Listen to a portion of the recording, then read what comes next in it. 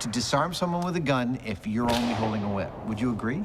I do agree. I think a targeted strike to bare flesh is going to make it pretty much impossible to hang on to the gun, let alone operate it accurately. So this is plausible.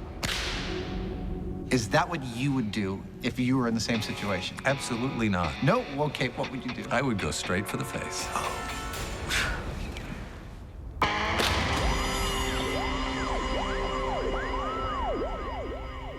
With the gun whip myth all tied up, it's time to set the scene for the temple run. Not many people realize, but the Mayans built their temples just like this. Yeah. And Adam's having a whole heap of fun. Look, I know that some of the lengths we're going to seem a little bit over the top. Now, I'm thinking right about this level. Yeah, upper torso. Yeah. We could have just set up 16 paintball guns on like a wooden rack in about an hour and a half. But honestly, we couldn't. We're special effects guys. This is what we did for a living for decades. Looks pretty good. I know it looks like crap, but it's fun. It would offend our sensibilities not to make it look period and timely to the actual film we're replicating. Of course, any decent temple's got its share of deities and gods, so we've got ours. It would offend my sensibilities. Frankly, I think Jamie thinks this whole experiment is an excuse for me to dress up, which it might be. While Adam completes the scene setting,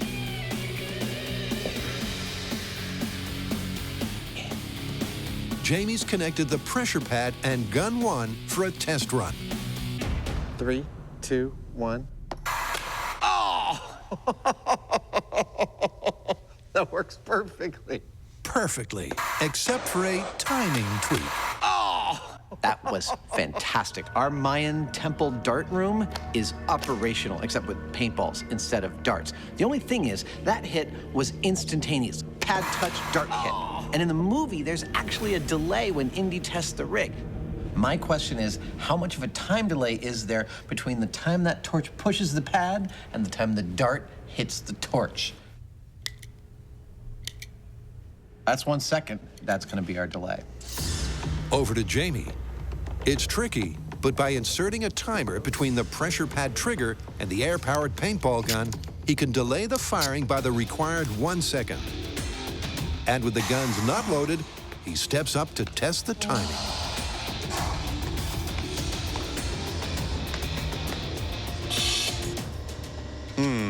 Hoosier, we have a problem.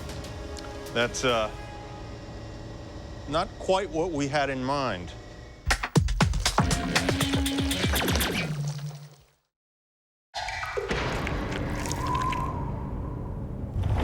As soon as this episode got rolling, That's great. it was clear the Mythbusters 1. idolize all things indie. And with one myth already cracked, the fun is set to continue. Or is it? As it turns out, this timing setup that we put together is really screwing us up, because while they're delaying the firing of our valves like we want them to, they're also holding the valves open way too long, which means that by the time we get to the end of the array, our tank is empty. Our solution is to actually give them more air, or more of a tank. I'm about to build that tank out of a bunch of PVC plumbing pipe. You stay, while Jamie plays around with the timers. And with the larger air supply hooked up, it's time for the Temple Run test run, take 2.